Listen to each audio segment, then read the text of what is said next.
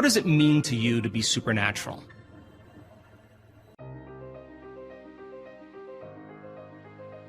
To me, being supernatural is to be able to change your body by thought alone. To say it another way, it means being greater than your body. Being supernatural also means overcoming challenges and conditions in your outer environment that most people would not be able to accomplish.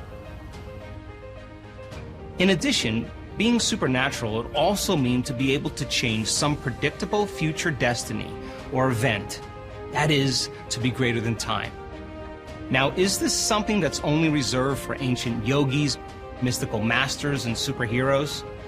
Is it fantasy, or is there medical proof that each human being has the potential to heal themselves and, in a sense, to become supernatural?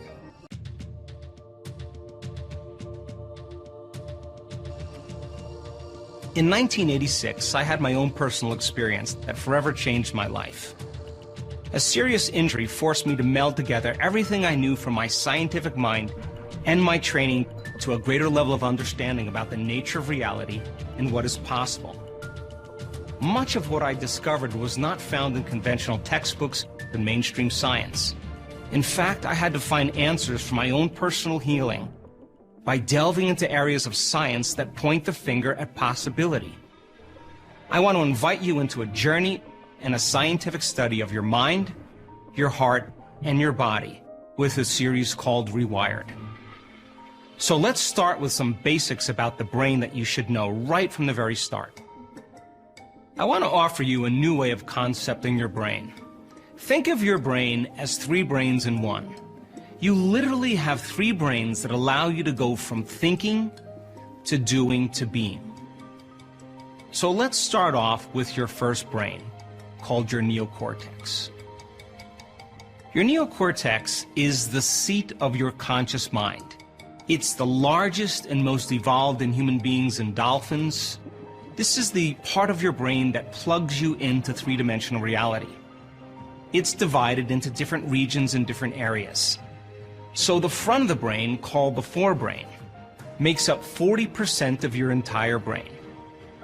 It's the largest in human beings, and it's what separates us from all other species.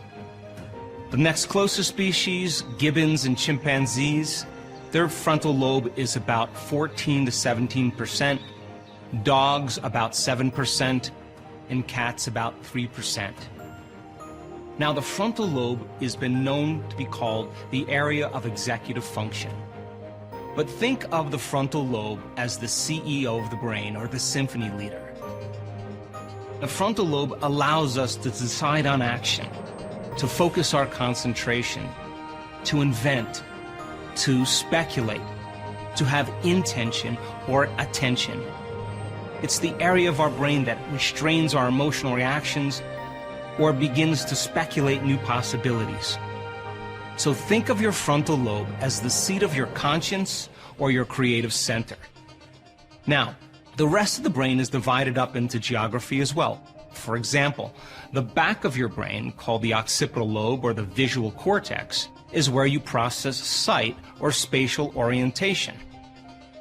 There's strips in areas of your brain that allow you to feel certain things with your body, or to invoke or begin to initiate motor function or movement. There are areas of the brain that allow you to make long-term memories and to begin to distinguish between self and non-self. But the entire brain is mapped geographically, and think of that first brain as that part of the brain that allows you to learn new things and to have new experiences. So then, every time you learn something new, you make new connections in your brain. Learning is forging new synaptic connections. And some of the latest research in neuroscience that says that 1 hour of focused concentration on one concept or idea literally doubles the number of connections in your brain, literally produces physical evidence as a result of your interaction in the environment. So then all of this philosophy, this intellectual data, this theory, this knowledge is stored in that neocortex called your thinking brain. Now, the next step is to take that knowledge, that philosophy, and to begin to apply it, to personalize it, to demonstrate it, to initiate that knowledge in some way. And if you do this properly and you can get your behaviors to match your intentions, you can get your actions equal to your thoughts, you can get your mind and body working together, you're going to have a new experience. Now, when you're in the midst of an experience, all of your 5 senses plug you into the environment. And as all of that sensory information rushes back to your brain, jungles of neurons begin to organize themselves into patterns and networks. So then experience then enriches the philosophical circuits in your brain, and when those neurons begin to form into networks, the second brain, called the limbic brain, the emotional brain, the chemical brain, the mammalian brain, begins to make a chemical. And that chemical is called a feeling or an emotion. So the moment you feel unlimited, the moment you feel abundant, the moment you feel free from any experience, now you are teaching your body chemically to understand what your mind has intellectually understood. So we could say that knowledge is for the mind and experience is for the body. And in that moment, you are embodying the truth of that philosophy. And because there's new information coming in from the environment, you're literally beginning to change your genetic destiny by signaling new genes in new ways. And it is the limbic brain, or the chemical brain, that begins to manufacture those chemicals so that your body begins to become chemically instructed to understand what your mind has intellectually understood. Now, the limbic brain also has some other functions. It is the seat of your autonomic nervous system. And think of your autonomic nervous system as your automatic nervous system. This is the part of the brain that subconsciously regulates blood sugar levels, hormone levels, temperature, respiration, heart rate. This is the part of the brain that's giving us life automatically. And so then, when you begin to manufacture that chemical from an experience, the emotional signature from that experience begins to change your body in some way. If you've been able to create that experience once, you should be able to recreate it again. And if you're able to recreate any experience over and over again, you are going to begin to neurochemically condition your mind and body begin to work as one. And if you've done something so many times that your body now knows how to do it as well as your mind, now it's innate in you. It's second nature. It's easy, it's automatic, it's familiar.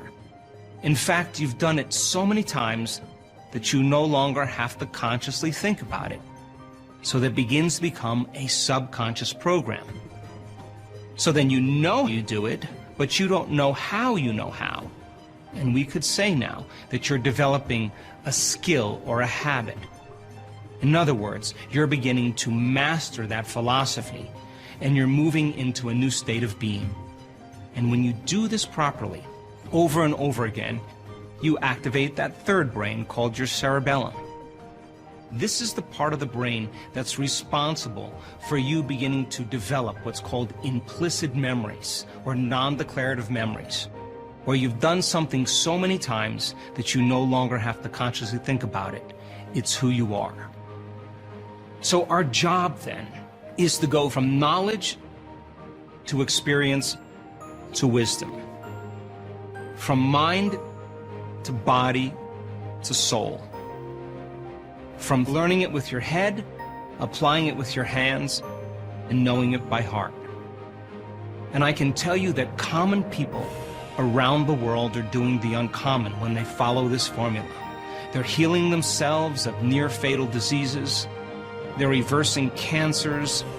They're healing from childhood scars and wounds. They're creating new jobs, new opportunities. And they're having mystical experiences that transcend language. And they look just like you. Let's talk about different ways on how the brain works.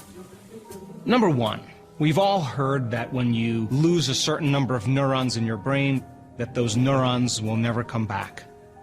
But there's an emerging field of science called neurogenesis.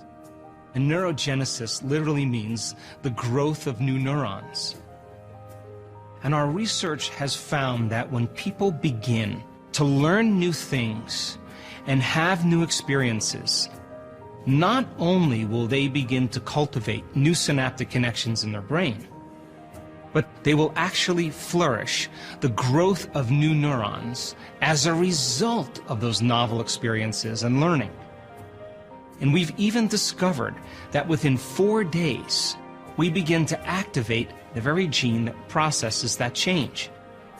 So, the studies that were done in the early 1900s said that no neurons could grow in the brain. Those scientists were studying rodents in an unchanging environment. So if rodents are in an unchanging environment and there's no new stimulation, there's no new activities, there's no new experiences, then their brains will stay the same. Now let's talk about you.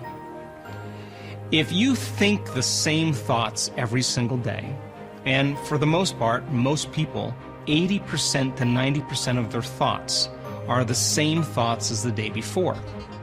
And your biology, your neurocircuitry, your neurochemistry, your hormones, and even your gene expression is equal to how you think, how you act, and how you feel. And in other words, everything stays the same in the body if you stay the same. Well, it begs the question then, is it possible that new thoughts that lead to new choices, that lead to new behaviors, that create new experiences, that lead to new emotions and new feelings, that could inspire new thoughts, begin to change your biology? Would you begin to see significant changes in the brain as well as the body? And our research proves that when you change, everything changes around you.